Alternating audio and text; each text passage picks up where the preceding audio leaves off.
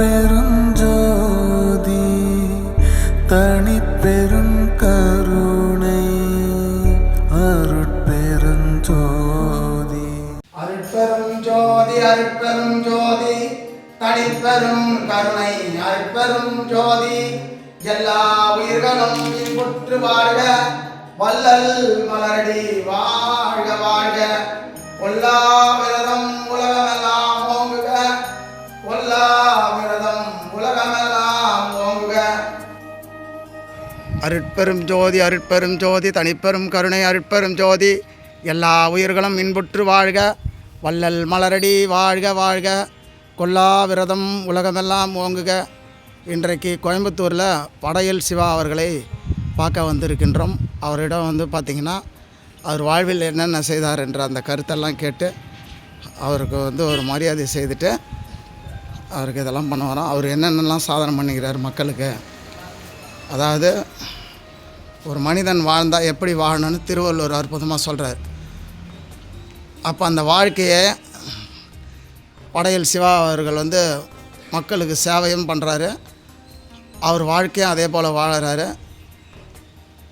அப்படி என்ன வாழ்க்கை அப்படின்னு பார்த்தீங்கன்னா, சைவ உணவில் மக்களுக்கு ஆரோக்கியமான உணவை தருகிறார். அதே போல் இப்போ அதே போல் அவர் கூட பார்த்திங்கன்னா அற்புதமாக லெலின்ன்றவர் அற்புதமாக அவருக்கு சேவை பண்ணுறாரு. இப்போ அதே போல் ஐயாவை போயிட்டு இன்றைக்கி அவரை பார்த்து தர்மம் வலைக்காட்சியில் இன்றைக்கி அவரை பேட்டி எடுத்து இந்த உலக மக்கள் நல்லபடியாக வாழறதுக்கு, அதாவது ஆரோக்கியமாகவும் வாழ்க்கையில் எல்லா வளமும் நலமும் பெறுவதற்காக இன்றைக்கி படையல் சிவா ஐயா பார்க்க வந்திருக்கிறேன். அவருடைய குரு தான் அப்போ அவர் வரைஞ்சி வச்சுக்கிறாரு. அற்புதமாக ஐயாவும் நிற்கிறாரு. இந்த அவரோட குரு தெரியும் உங்களுக்கு, நம்மாழ்வார் ஐயா. அதாவது இயற்கையை பற்றி அற்புதமாக இந்த உலகுக்கு பறைச்சாட்டினவர். அதே போல் படையல் சிவா ஐயா பார்த்திங்கன்னா இன்றைக்கி உலகம் முழுவதும் போகிறார். அவர் எல்லா இடத்துக்கும் போயிட்டு அவருடைய திறமைன்னு பார்த்திங்கன்னா மனித வாழ்க்கையில் எப்படி வாழணுன்றதுக்கு ஒரு பெரிய அருள் பார்த்திங்கன்னா உணவு தான். அந்த உணவு சத்தான உணவு, தெய்வ உணவுன்ட்டு அவரோட இதிலே போட்டிருக்கிறார் பாருங்கள், வாசகத்தில் அற்புதமாக பாருங்கள்.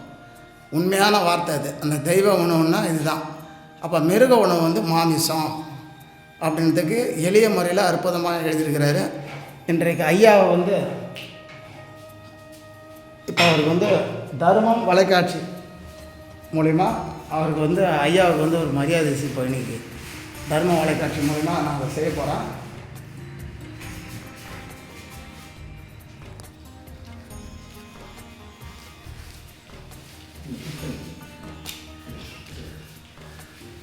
அருட்பெரும் ஜோதி அருட்பெரும் ஜோதி தனிப்பெரும் கருணை அருட்பெரும் ஜோதி எல்லா உயிர்களும் இன்புற்று வாழ்க வள்ளல் மலரடி வாழ்க வாழ்க கொல்லா விரதம் உலகமெல்லாம் ஓங்குக கொல்லா விரதம் உலகமெல்லாம் ஓங்குக.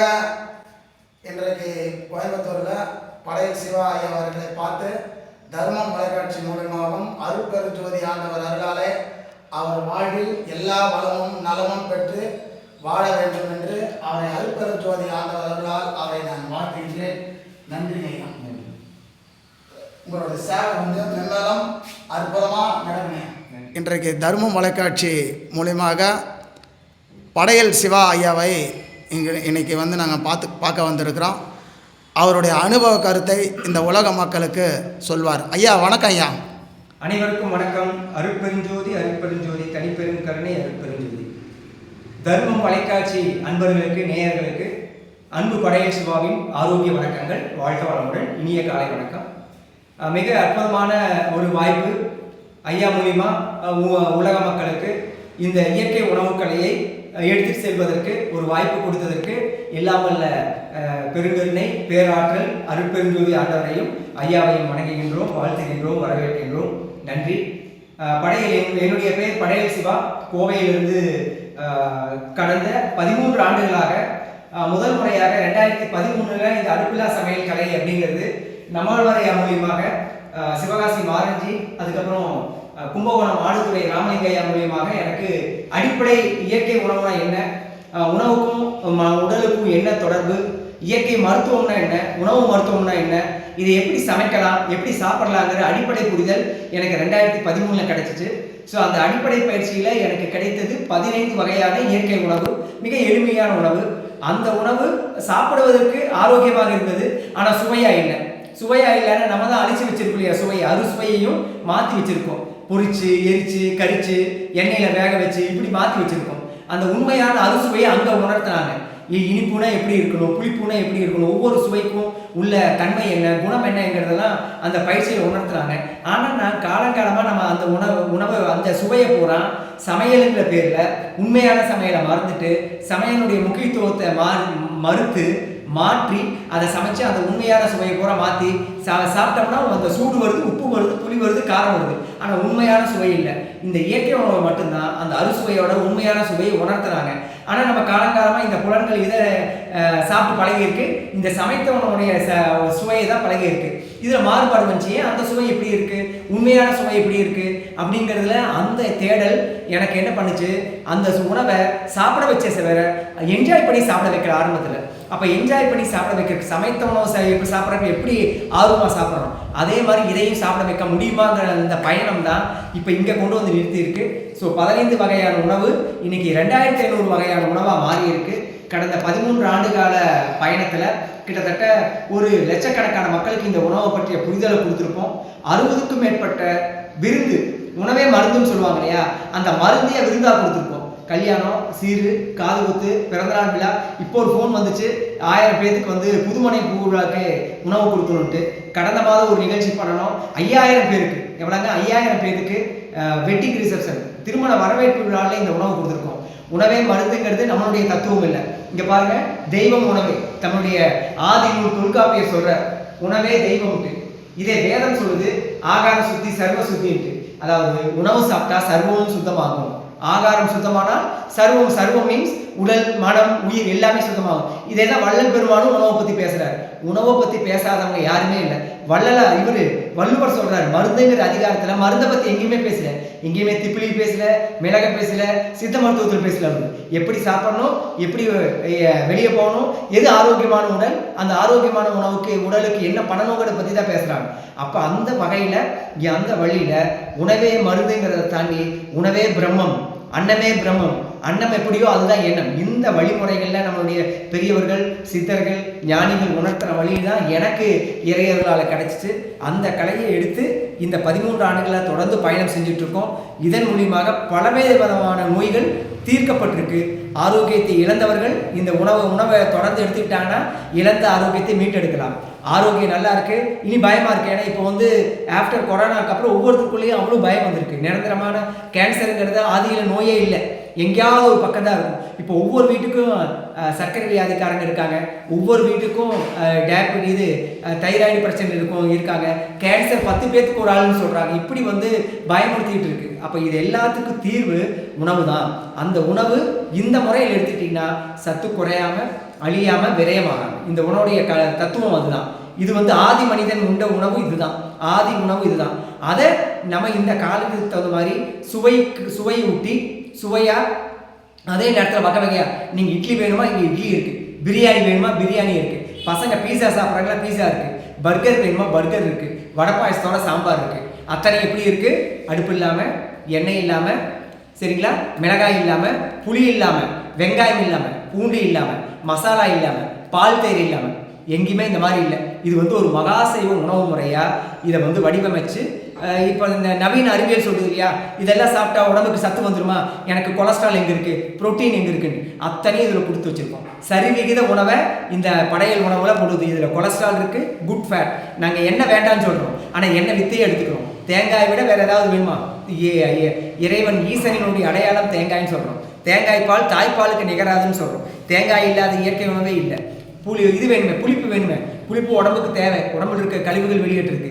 இந்த ராஜா கனி, எலுமிச்சை இருக்குது. ஸோ எலுமிச்சை, நெல்லிக்கனி, இப்படி அறுசுவையும் இருக்குது. சரிவிகித உணவுன்னு சொல்கிறாங்க இல்லையா, புரோட்டீன் வேணுமா, பயிர் வகைகளில், தேங்காயில், முளை தானியங்களில், கொட்டை வகைகளில் புரோட்டீன் இருக்குது.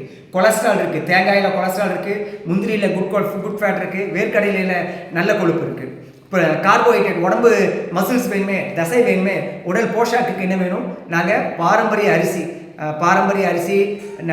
நம்ம நம்மாழ்வார் மூலிமா ஜெயராமன் ஐயா மூலிமா எனக்கு நிறைய விஷயங்கள் அதில் கிடச்சி, அதில் இங்கே 30 நாளைக்கு 30 வகையான மருத்துவ குணம் வாய்ந்த பாரம்பரிய அரிசி அவ்வளோ மாற்றி கொடுத்துருக்கோம். ஒரு நாள் தூயமல்லி, ஒரு நாள் இலுப்பைப்பூ, ஒரு நாள் தங்கச்சம்பா, ஒரு நாள் மாப்பிளைச்சம்பா, ஒரு நாள் காட்டியானம், அதே மாதிரி அறுதானியங்கள், சிறுதானியங்கள், திணை, சாமை, வரகு, குதிரவாளி, 7 வகையான அரிசி, 7 வகையான சிறுதானியங்கள், 30க்கும் மேற்பட்ட அரிசியோட அவுள் வகைகளை அவ்வளோ மாற்றி இங்கே காலை உணவாகவும் மதிய உணவாகவும் இரவு உணவாகவும் கொடுக்கணும். இது எல்லாம் எது கொடுக்குது?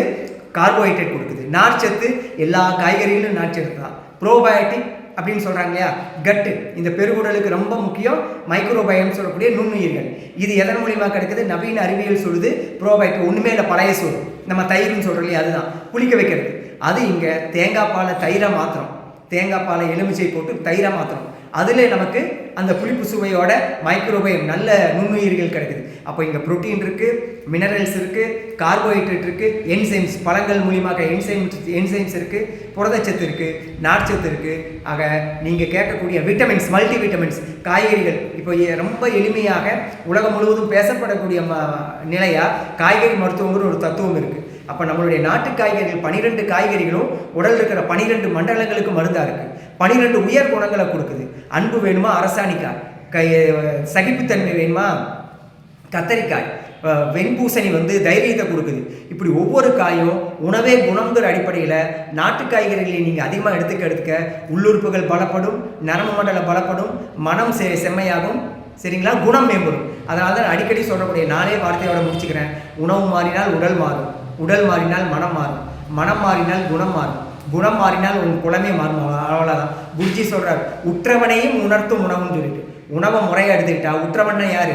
அந்த இறைவனை கூட உணர முடியும், அடைய முடியும். அதற்கு இதுதான் ஊடகம், இந்த உடல் தான் ஊடகம். நம்ம திருமூலர் சொல்கிற மாதிரி இதுதான் ஆலயம். இந்த ஆலயம் சுத்தமாக இருக்கணும். இந்த ஆலயம் சுத்தமாக இருக்கிறதுக்கு சுத்தமான ஆகாரம் வேணும். இங்கே இந்த முறைப்படி இந்த படையல் உணவகம் சரியாக இந்த ஜனவரி 1ஆம் தேதியோட 6வது வருட துவக்கம்.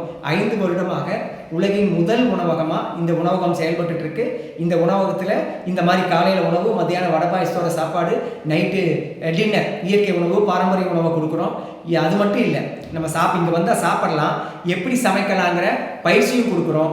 உணவின் மூலியமாக இந்த நோய்களை குணமாக்கக்கூடிய தன்மையை சொல்லிக் கொடுத்து 21 நாள் படையல் சாதனா, 48 நாள் மண்டலா வகுப்பு, 108 நாள் படையல் சாதனை மூலிமா இந்த 108 நாளும் இந்த உணவை சாப்பிட வச்சு காய்ச்சல்லேருந்து கேன்சர் வரைக்கும் இந்த உணவின் மூலியமாக நீங்கள் லட்சக்கணக்கில் செலவு பண்ணக்கூடிய அந்த செலவழியெல்லாம் குறைச்சி அந்த உடலும் மனமும் வருந்தி, உள்ளூர் கூட இருக்கிறவங்களும் வருந்தி, கடைசியில் அந்த மருத்துவத்தின் மூலியமாக நம்மளால் குணமாக முடியாத சூழல் இருக்கு இல்லையா, அப்படியெல்லாம் இல்லாமல் எளிமையாக நீங்கள் வீட்டில் இருந்துட்டு நல்லதை சாப்பிட்டு நல்லதை செஞ்சு நல்லா வாழலாம், அடுத்த தலைமுறை நல்லா வாழ வைக்கலாம். அப்படி ஒரு வாய்ப்பை இறையருள் இயற்கை அன்னை கொடுத்துருக்கு. தொடர்ந்து செஞ்சிட்ருக்கோம். இந்த நல்ல தகவலை இந்த கடந்த 13 வருட பயணத்தை தர்மம் வலைக்காட்சி மூலிமா உங்களோட பகிர்ந்து கொண்டதில் எனக்கு ரொம்ப சந்தோஷம், பெருமை. வாய்ப்புக்கு நன்றி. ஐயா நடமாடும் சித்தர்னு சொல்கிறாங்க. ஐயா நேரடி அவரை தான் உலகம் முழுவதும் தேடி போகிறாங்க. அவர் இங்கே படையலை தேடி வந்தது படையலை கிடைத்த மிகப்பெரிய ஒரு பாக்கியம். அதற்கு இது ஒரு நன்றி கடன் சொல்லுவாங்க இல்லையா, அந்த நன்றியை எப்படி திருப்பி செலுத்த முடியும்? இருக்கிற வேலையை செய்யக்கூடிய கடமையை இன்னும் மிக சிறப்பாக செய்யணும். அந்த ஆற்றல், அந்த வலிமை எந்த சூழலிலையும் அந்த நிலை மாறாமல் திரும்ப மீண்டும் அந்த சமுதாயத்துக்கு திருப்பி கொடுக்கணும். அதற்குண்டான வலிமையும் வல்லமையும் தாராயும் சொல்லிட்டு மீண்டும் வள்ளல் பெருமான்ட்டை வணங்கி இந்த வாய்ப்புக்கு நன்றி தெரிவித்து விடைபெறுகின்றோம். வாழ்க வளமுடன். எல்லா உயிர்களும் இன்புற்று வாழ்க. அருட்பெருஞ்சோதி எவ்வளோ அற்புதமாக ஒரு மனிதன் எப்படி வாழணுன்றதுக்கு வள்ளுவர் சொல்வார், தோன்றினும் தோன்றுக புகழோடு தோன்றுக அக்தலார் தோண்டாமை நன்றுண்டு. அதுபோல் இன்றைக்கு பார்த்திங்கன்னா ஒரு மனிதன் இப்படி தான் வாழணுன்றத படையல் சிவா ஐயா அவர்கள் அவர் வாழ்வில் வாழ்ந்து காட்டுறாரு. அதே போல் பார்த்திங்கன்னா இந்த உலக பொதுமக்களுக்கு எவ்வளோ அற்புதமாக, எவ்வளோ எளிய முறையில் தெளிவாக அவருடைய வாழ்வை அனுபவத்தையும் அந்த உணவை பற்றி எவ்வளோ அற்புதமாக சொல்கிறார் பார்த்திங்களா. அதுபோல் இந்த அற்புதமான இந்த தகவலை நீங்கள் உங்கள் வாழ்வில் கேட்டு எல்லா வளமும் நலமும் பெற்று வாழ வேண்டும் என்று அருட்பெரும் ஜோதி ஆண்டவரால் உங்கள் அனைவரும் வாழ்த்துகின்றேன். நடமாடும் சித்தர். நன்றி, வணக்கம். அதே நேரத்தில் இந்த நல்ல தகவலை லைக் பண்ணுங்க, ஷேர் பண்ணுங்க, சப்ஸ்கிரைப் பண்ணுங்க. ஏன்னா இந்த நல்ல தகவல் உலகம் ஃபுல்லாக பரவணும். அதுதான். ரொம்ப நன்றி, வணக்கம். அருட்பெருஞ்சோதி. அருட்பெருஞ்சோதி. வணக்கம், என் பேர் நாகேந்திரன். நான் இந்த படகு உணவகத்தில் வேலை செஞ்சிட்ருக்கேன். சார் சொல்லிக் கொடுத்த மாதிரி மக்களுக்கு உண்டான இந்த உணவை தயாரித்து கொடுத்து கொண்டு இருக்கோம். நன்றிங்க.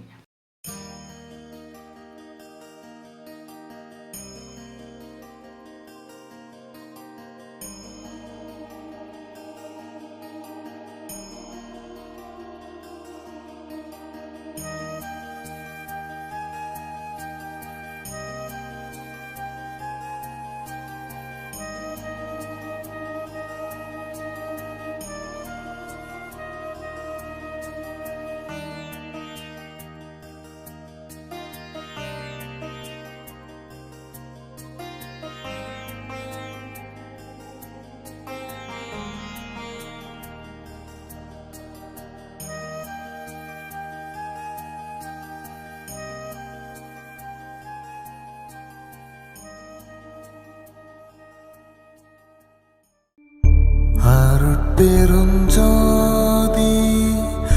அருட்பெருஞ்சோதி.